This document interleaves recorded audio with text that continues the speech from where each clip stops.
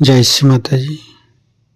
हे देवी, हे आदिशक्ति माँ, कृपा करके सभी देव देवियों के साथ ये ध्यान और मेडिटेशन के मंच पर पधारिए और हम सभी संतों को परम चैतन्य प्रदान कीजिए, निर्विचारिता स्थिति प्रदान कीजिए, ध्यान का स्थिति प्रदान कीजिए। आज का ध्यान आप खुद करा लीजिए और हमें परम चैतन्य कीजिए।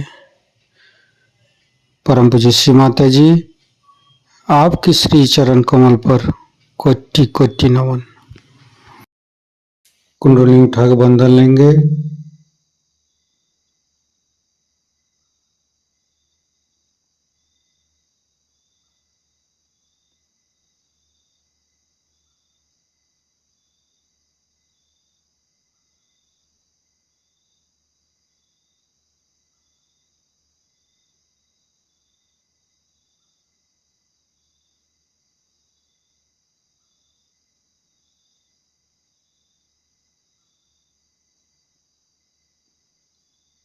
तीनों महामंत्र। ओम तमेव साक्षात् श्री महालक्ष्मी महासरस्वती महाकाली त्रिगुणात्मिका कुंडली साक्षात् श्री आदिशक्ति माता जी श्री निर्मला देवी नमो नमः। ओम तमेव साक्षात् श्री कल्की साक्षात् श्री आदिशक्ति माता जी श्री निर्मला देवी नमो नमः। ओम तमेव साक्षात् श्री कल्की साक्षात् श्री सहस्रारसामिनी मोक्ष प्रदायिनी माता जी श्री निर्मला देवी नमो नमः। गणेश मंत्र। ओम तमेव साक्षात् श्री गणेश साक्षात् श्री आदिशक्ति माता जी श्री निर्मला देवी नमो नमः। दोनों हाथ श्री माता जी की तरफ। परम पूज्य श्री माता जी की बिंदी को देखते रहेंगे। हे आदिशक्ति माँ, कृपा करके हमारे हृदय पर आइए, हमारे हृदय को स्वच्छ बनाइए। स्वच्छ हृदय कमलासन पर श्री चरण को स्थापित कीजिए माँ। परम पूज्य श्री माता जी, आपकी श्री चरण की शीतलता हमारे हृदय पर प्रदान कीजिए। संपूर्ण चित्त मध्य हृदय पर परम पूज्य श्री माता जी की श्री चरण की शीतलता हम हृदय पर अनुभव करेंगे। परम पूज्य श्री माता जी, हम अज्ञानी हैं। हमारे अज्ञानता के वश में यदि आपकी शान के खिलाफ कोई गलती हुआ हो, कृपा करके आप मुझे क्षमा कर दीजिए माँ।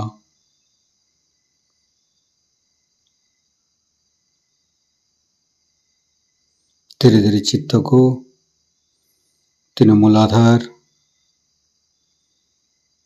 परम पूज्य श्री माता जी, आप ही तो प्रभु गणेश है।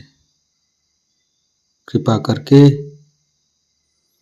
हमारी तीनों नाड़ी सातों चक्रों के ऊपर समस्त दोषों को, समस्त रोगों को दूर कीजिए माँ।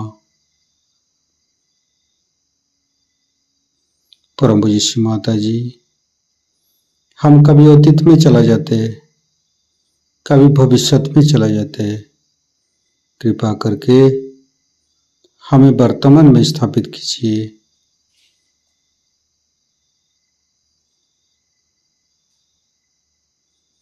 तीनों मूलाधार को देखेंगे। लेफ्ट मूलाधार, राइट मूलाधार, मध्य मूलाधार।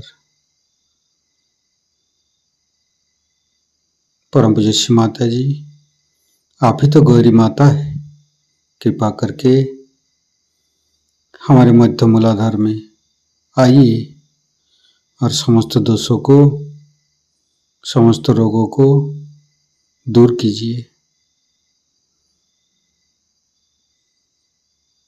ओम गंगणपतये नमः 4 बार करेंगे। ओम गंगणपतये नमः। ओम गंगणपतये नमः। ओम गंगणपतये नमः। ओम गंगणपतये नमः। साक्षात श्री आदिशक्ति माता जी श्री निर्मला देवी नमो नमः।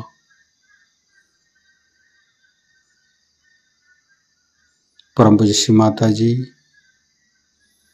हमारे ऊपर दया कीजिए, कृपा कीजिए, हमारी क्षमा को स्वीकार कीजिए माँ।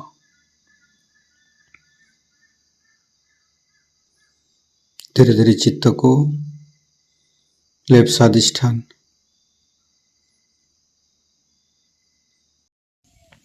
धीरे धीरे चित्त को लेफ्ट स्वादिष्ठान,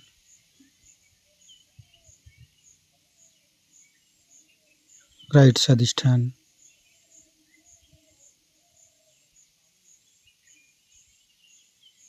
लिवर के ऊपर संपूर्ण चित्त को रखेंगे।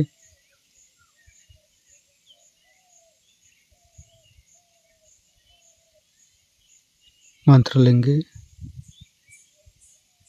चित्त निरोध। ओम तमेव साक्षात श्री चित्त निरोध साक्षात श्री आदिशक्ति माता जी श्री निर्मला देवी नमो नमः।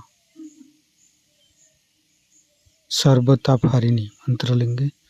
ओम तमेव साक्षात श्री सर्वतापहारिणी साक्षात श्री आदिशक्ति माता जी श्री निर्मला देवी नमो नमः। फिर धीरे धीरे चित्त को मध्य स्वादिष्ठान,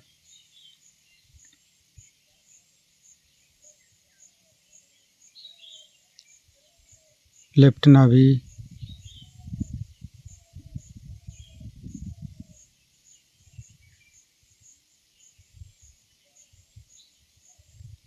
राइट नाभि,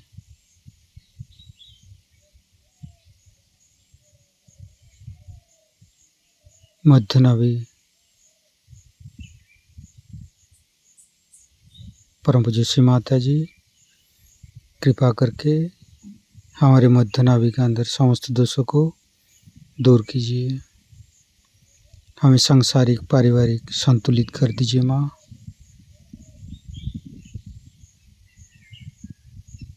गुरुर्ब्रह्मा गुरुर्विष्णु गुरुर्देव महेश्वर गुरु साक्षात परम ब्रह्म श्री माता जी निर्मला माँ तस्मै श्री गुरवे नमः।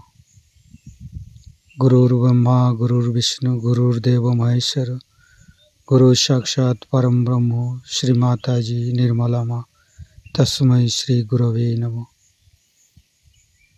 गुरुर्ब्रह्मा गुरुर्विष्णु गुरुर्देव महेश्वर गुरु साक्षात परम ब्रह्म श्री माता जी निर्मला माँ तस्मै श्री गुरवे नमः। संपूर्ण चित्त नाभि पर रखेंगे। गणेश अथर्वशीर्ष पाठ करेंगे। संपूर्ण चित्त मध्य नाभि पर रखेंगे। लक्ष्मी नारायण के मंत्र लेंगे।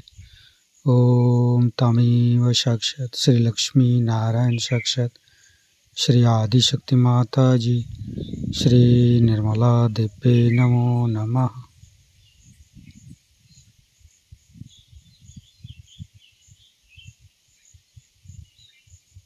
धीरे धीरे चित्त को लेफ्ट हृदय, राइट हृदय, मध्य हृदय, फिर तीनों विशुद्धि,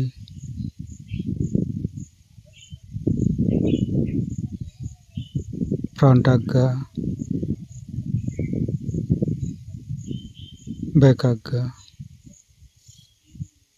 परम पूज्य श्री माता जी, मैंने सबको क्षमा किया, कृपा करके आप भी मुझे क्षमा कर दीजिए। महागणेश और ऋतंभरी प्रज्ञा का मंत्र लेंगे। ओम तमेव साक्षात श्री महागणेश साक्षात श्री ऋतंभरी प्रज्ञा साक्षात श्री आदि शक्ति माता जी श्री निर्मला देवी नमो नमः। धीरे धीरे चित्त को सहस्त्रार पर,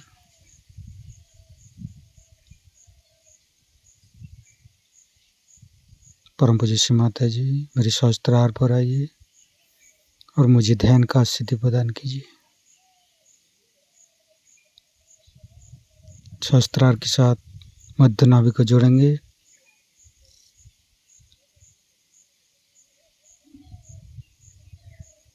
फिर संपूर्ण चित्त सहस्त्रार पर, संपूर्ण ध्यान का सिद्धि।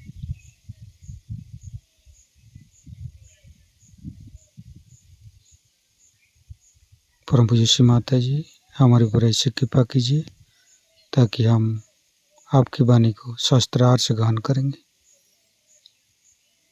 संपूर्ण चित्त सहस्त्रार पर परम पूज्य श्री माता जी का अमृत वाणी हम सहस्त्रार से ग्रहण करेंगे।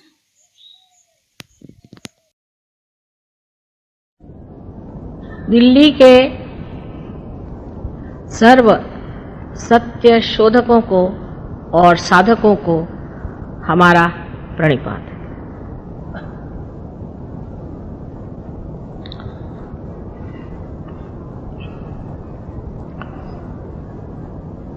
आज के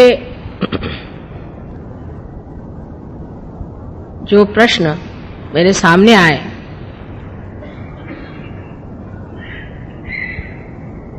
वो काफी समझदारी से लिखे गए हैं और कुछ में वही कुतूहल है जो एक बौद्धिक वर्ग में होता है। जैसे कि कहा गया है कि पहले भी इतने अवतरण हो गए तो उन्होंने ये काम क्यों नहीं किया, अब मैं क्या जानूं, आप उनको फोन करके पूछ लीजिए। ये भी कोई बात हुई? अरे भाई, अगर कोई काम कर रहा है तो सोचना चाहिए कि ये तो बड़ा भारी काम हो रहा है और ये अच्छी बात है, अभी तक नहीं हुई तो नहीं हुई। वास्तविक बात यह है कि पेड़ जब बढ़ता है तो उसकी एक एक अवस्था होती है। जिस अवस्था में आज का समय आया हुआ है, कल ही मैंने कहा था कि ये बहार का समय है और इस समय अनेक लोग अपने सुकृतों को फलद्रूप होते हुए देखेंगे। आपने जो पुण्य पहले जन्म में किए हैं उसके आज आशीर्वाद स्वरूप आपको आत्म साक्षात्कार होगा। ये तो अनादिकाल से लिखा गया है।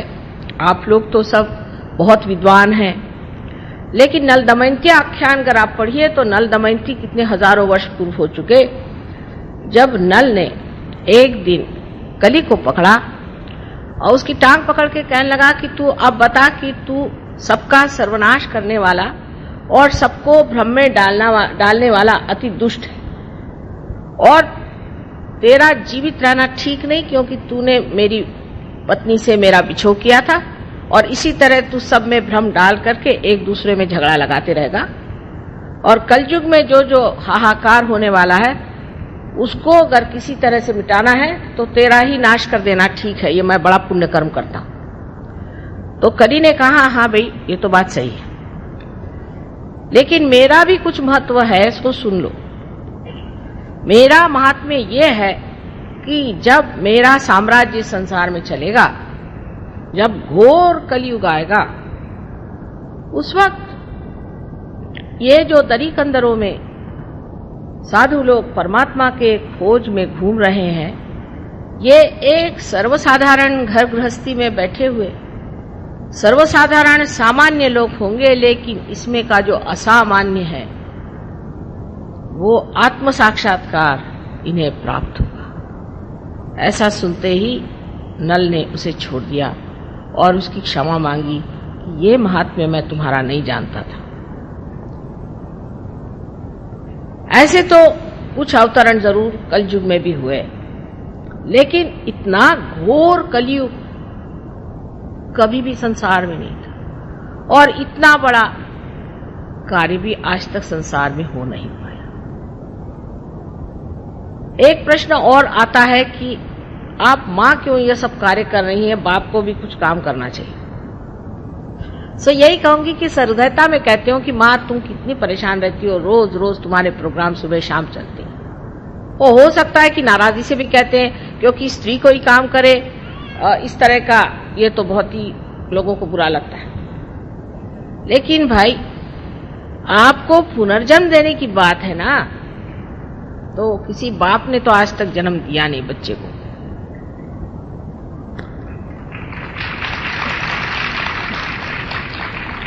और ऐसी मेहनत करनी पड़ती है इस बार, बड़ी सबूरी चाहिए, बड़ा प्यार चाहिए, बड़ी समझ चाहिए, बड़ा दुलार चाहिए, सूझबूझ चाहिए और आखिर तक पार करने की इच्छा बनी ही रहना चाहिए। ऐसे अगर श्री कृष्ण होते तो वो आधे लोगों को तो दिल्ली में सुदर्शन से ही उड़ा देते। ऐसे अगर राम होते तो वो घबरा के वनवास चले जाते, और अगर जीसस क्राइस्ट आते तो अपने को सूली पर चढ़ा लेते,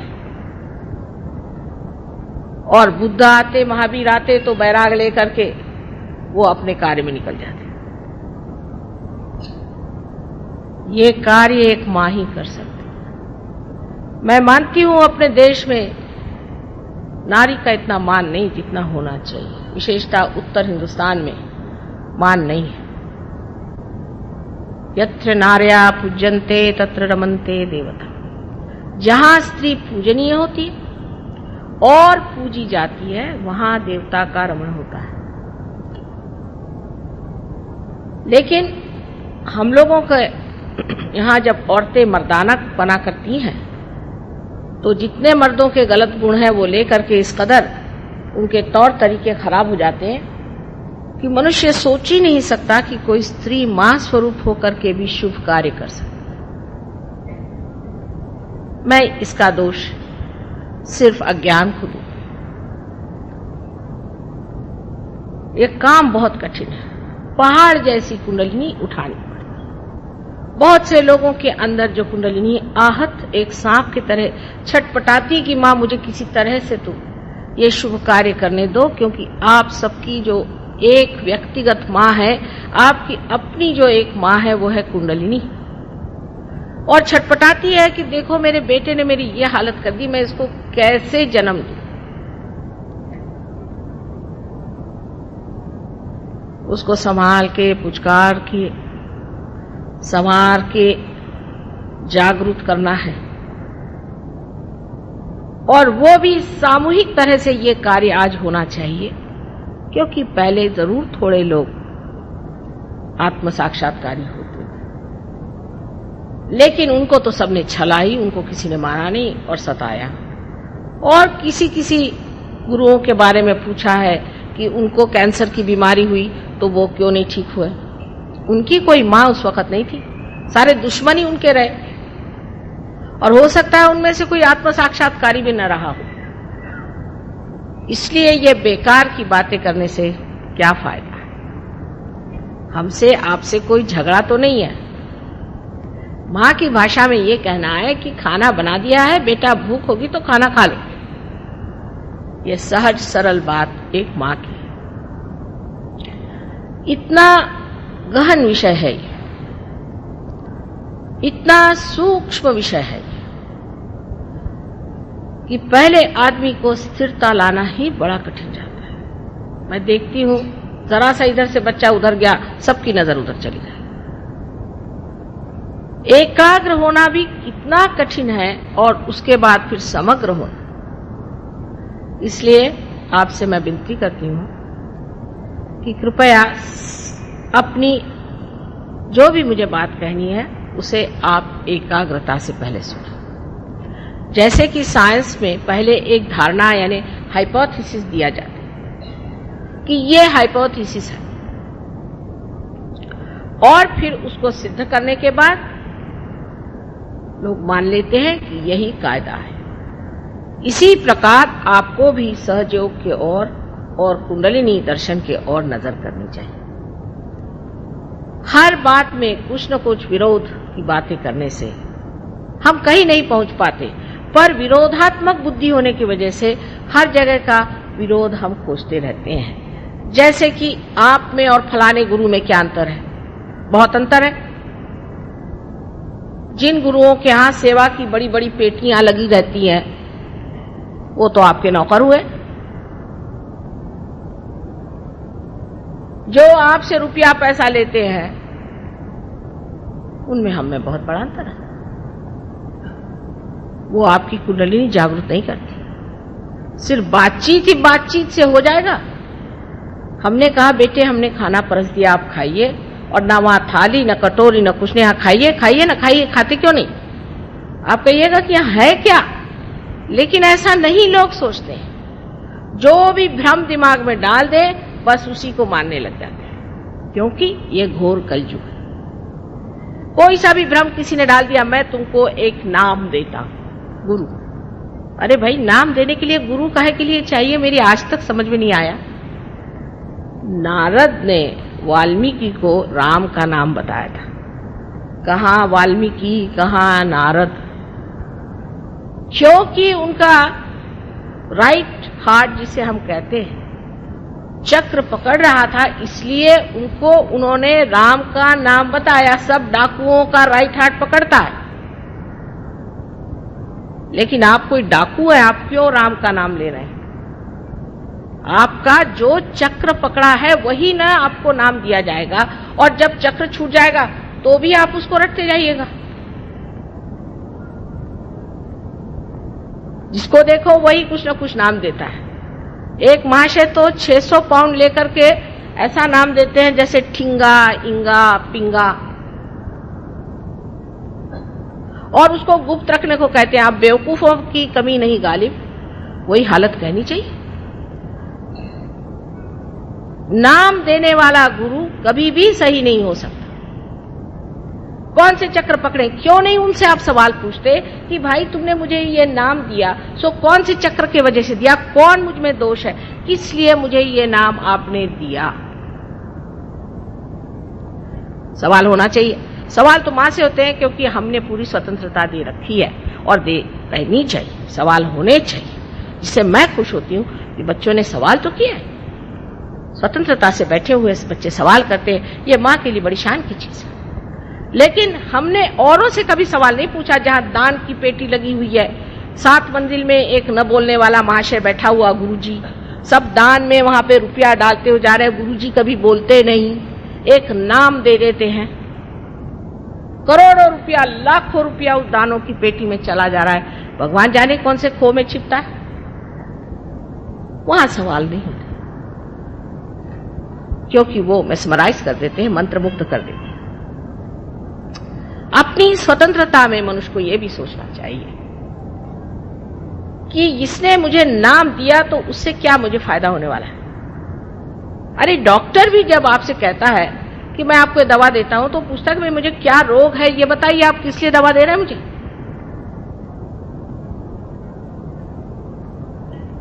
और अपने देश में नाम देने वाले गुरु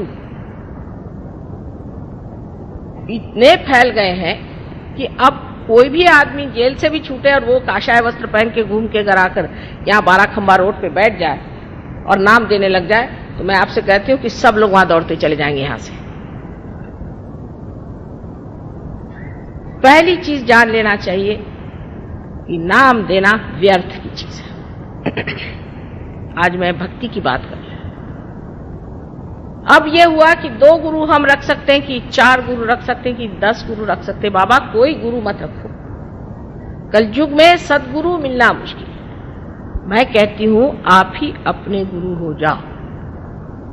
हो गए, महान गुरु हो गए, उन्होंने आपका गुरु का स्थान बना लिया है और उसी गुरु के स्थान पे आप अधिष्ठित हो जाओ, उसी पे विराजो और आप ही गुरु बनके अपना भी और दूसरों का भी संचालन करो, उनका गाइडेंस करो।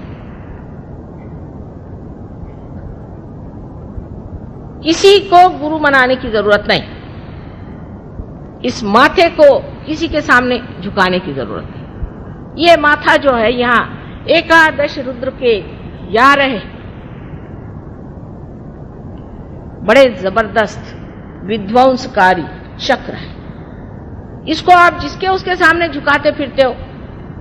मंदिरों में गए, वहां कोई पंडित जी बैठा हुआ है, बिल्कुल बेकार चोर आदमी, उसके सामने जाकर सर झुका दिया। पंडित जी बैठे हैं, पंडित जी पंडित जी पंडित जी आए, उन्होंने आपके माथे में कुमकुम लगा दिया। उसके बाद पता हुआ बाहर आते आते चक्कर आके गिर गए। हनुमान जी ने पता नहीं क्या कर दिया कि अब मंदिर में गए थे, उस दिन से आज बीमार हो गए। अरे भाई, वो हनुमान जी ने थोड़ी किया, वो बैठे ना हनुमान जी के वहां। ये भक्ति की जो गलतियां हैं उसको समझ लेना चाहिए। भक्ति का मतलब ये नहीं है अंधी श्रद्धा, कभी भी नहीं। श्रद्धा भी आपको आत्म साक्षात्कार के ही बाद आनी चाहिए। मैं आपसे बार बार कहती हूँ कि मेरे पैर मत छुओ। क्यों छूते हो मेरे पैर? मैंने आपको दिया ही क्या है?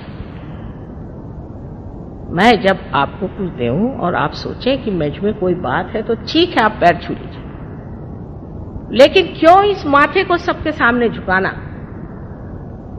गुरु नानक साहब ने कितना सुंदर काम किया कि जितने आत्म साक्षात्कारी गुरु थे उनकी ही किताबें लेकर के और ग्रंथ साहब बनाया। और झुकना है तो ग्रंथ साहब के सामने झुकिए, माने आप चैतन्य के आगे झुक रहे हैं, ये कहा था। मोहम्मद साहब ने भी यही कहा कि किसी के सामने मत झुको। आज सवेरे बहुत से बीमार लोग आए थे, उनमें से 99% लोग गुरुओं के चक्कर में बीमार थे। किसी को कैंसर, किसी को हार्ट ट्रबल, किसी के पैरालिसिस, किसी के कुछ। सारी बीमारियां इन गुरुओं से पाई हुई है। अच्छा है साहब, पैसा देकर के आप बीमारी खरीद रहे हैं? यह कोई भक्ति हुई? भक्ति में एक चीज, जिसको मराठी में डोळस भक्ति कहते हैं, आंख खोल के भक्ति करना चाहिए। ये देखना चाहिए कि इनके पास गया हुआ आदमी जो है उसका क्या हाल है, ये दे क्या रहा है, ये परम दे रहा है या कुछ कहीं की विभूति आ गई, कहीं का डायमंड आ गया।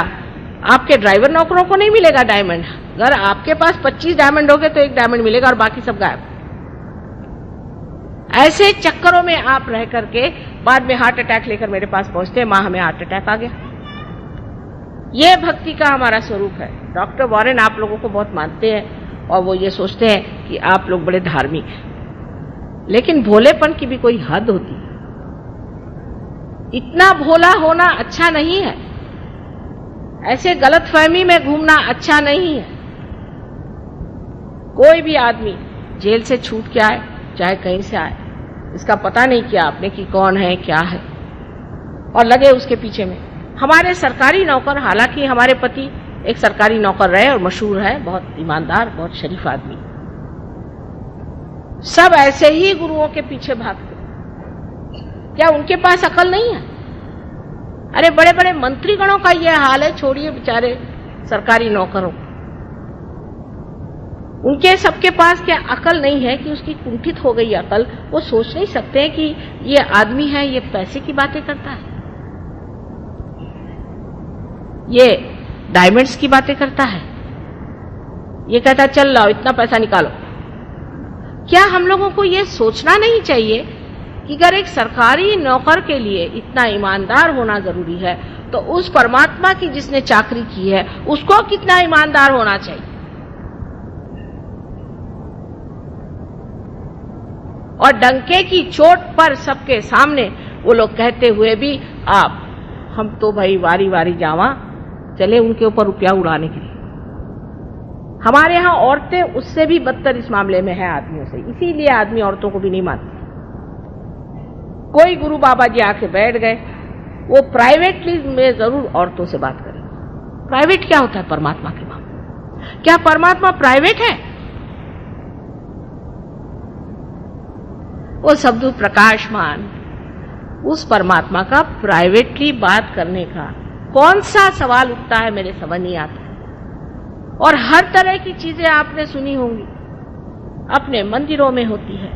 जो जो बातें सुनी है तो ऐसा लगता है कि हे प्रभु, तुम्हारे नाम पर कितना अधर्म मेरे देश में हो रहा है। और बाहर जब जाते हैं तो लोग बताते हैं हाँ रहने दीजिए, आपके यहाँ मंदिरों में आजकल गांजा बिकती है?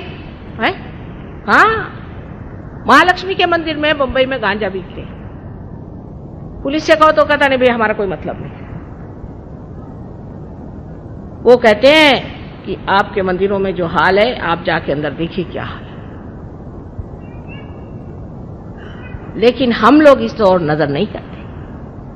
हम लोग सोचते नहीं कि परमात्मा शुद्ध है, पवित्र है, शुभकारी है।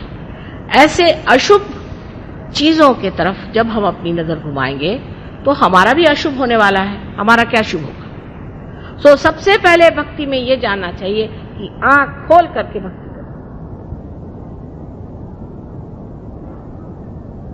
श्री ज्ञानेश्वर जी ने ध्यान पर बहुत कुछ लिखा, लेकिन हमारे महाराष्ट्र में लोग हाथ में झांझरी लेकर के विठ्ठल विठ्ठल विठ्ठल विठ्ठल, एक महीना पैदल भूखे ऐसे जाते हैं, मुंह में तंबाकू रख के। ये कोई भक्ति हुई? और नहीं तो वो ऑक्सफोर्ड स्ट्रीट में बाजार से बोधी खरीद के लगाते हैं और ढीली ढाली धोती पहन के वहां हरे रामा हरे रामा हरे रामा, वो सारी धोती भी गिरती जाती है। उनसे बात करें तो भी हरे रामा हरे रामा हरे रामा। क्या हो? ये भक्ति नहीं है, ये विडंबना है, ये परमात्मा की विडंबना है। इस विडंबना से आप बच के रहिए। मैंने आपसे पहले ही कहा था कि भक्ति के लिए अनन्य होना चाहिए, अनन्यता आनी चाहिए। और ये अनन्यता आपको सिर्फ आत्म साक्षात्कार से प्राप्त होती है। किसी भी आदमी को आप जिस तरह से मान लेते हैं, ये बहुत बड़ी गलती हम लोग इस देश में करते हैं। जो डॉक्टर वॉरेन नहीं जानते कि हमारे यहाँ तो कोई भी बाबा जी ढाबा जी आ जाए और वो हाथी वाथी ले गया है तो और भी कह ले मैं यज्ञ करने जा रहा हूँ माता जी। मैंने कहा अच्छा फिर क्या, कम से कम 5 डब्बे का आप मुझे घी दे दीजिए। मैंने कहा जनाब मेरे यहाँ तो आधा डब्बा क्या, पाउंड डब्बा भी नहीं घी रहता। तो अच्छा फिर कोई जेवरी दे दीजिए। मैंने कहा अच्छा मैं अपने पति से पूछ लूं। कल आपके पति क्या करते हैं? मैंने कहा वो प्राइम मिनिस्टर के सेक्रेटरी हैं। नहीं हमें कुछ नहीं चाहिए। उठाया अपना बिस्तरा चल दिया। पूछने की कोई जरूरत नहीं। मैंने कहा बाबा रे बाबा, एक बार सीता जी ने अपने देवर की बात नहीं मानी और संकट आ गया। मैं उनसे पूछे बगैर कोई काम नहीं करता। ये चीज हमारी जो अंदर एक भोलापन, जिसको कि मैं बेवकूफी कहती हूं। जो आदमी भोला होता है वो अत्यंत कुशाग्र होता है। वो जितना जानता है उतना एक चालाक नहीं जान सकता। लेकिन ये बेवकूफियां जो हम लोग करते रहते हैं सुबह से शाम तक, ये भक्ति कभी भी नहीं हो सकती। दूसरा सवाल ये कि हमारे यहाँ सबने बताया है कि उपास करो। कुछ लोग तो ऐसे हैं उनसे पूछना पड़ता है कौन से दिन उपवास नहीं कर रहे, उस दिन खाना खाने आइए।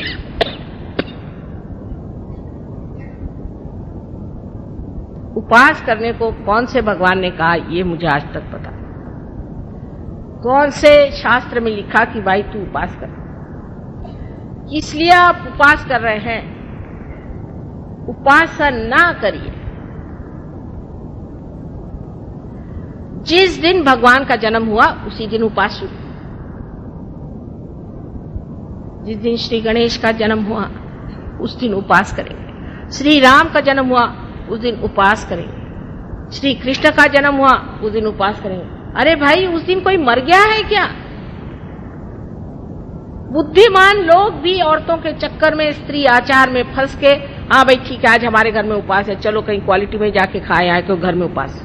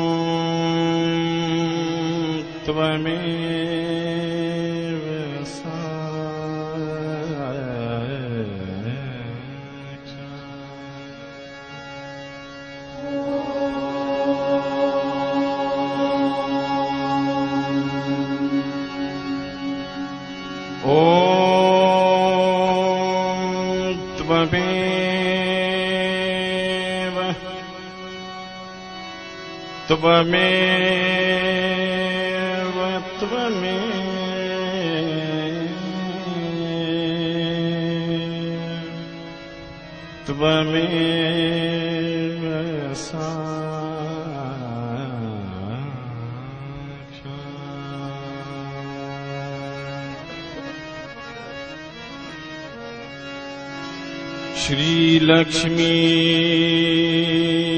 श्री लक्ष्मी श्री लक्ष्मी श्री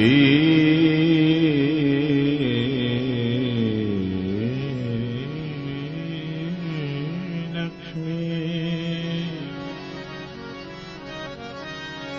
श्री लक्ष्मी श्री लक्ष्मी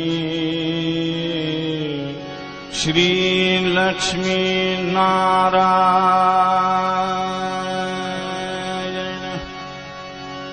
श्री लक्ष्मी नारायण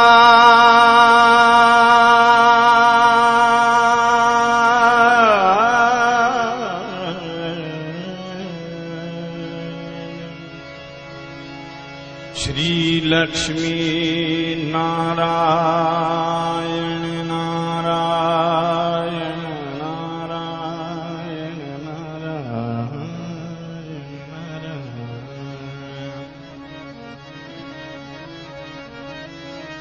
श्री लक्ष्मी नारायण श्री लक्ष्मी नारायण श्री लक्ष्मी नारायण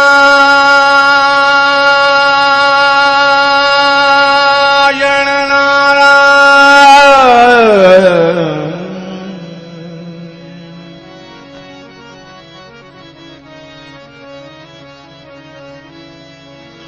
श्री लक्ष्मी नारायण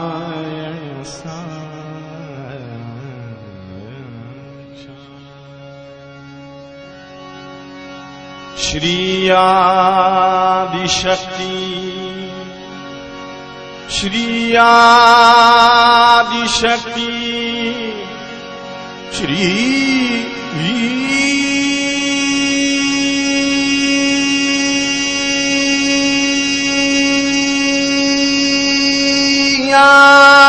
आदिशक्ति माता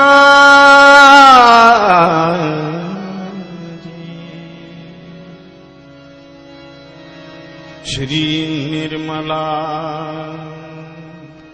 श्री निर्मला श्री निर्मला देवे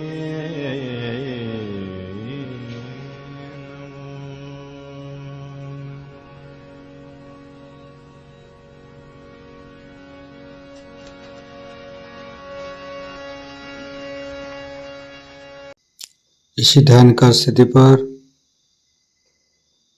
दोनों हाथों पे सहस्त्रार पे परम चैतन्य तो अनुभव करते हुए थोड़ी देर रहेंगे इसी ध्यान का स्थिति पे। परम पूज्य श्री माता जी, आज का ध्यान आप ही ने करा के जो हमको परम चैतन्य की है, निर्विचारिता स्थिति प्रदान की है, इसके लिए मैं आपको कोटि कोटि नमन। कुंडली उठा के बंधन लेंगे।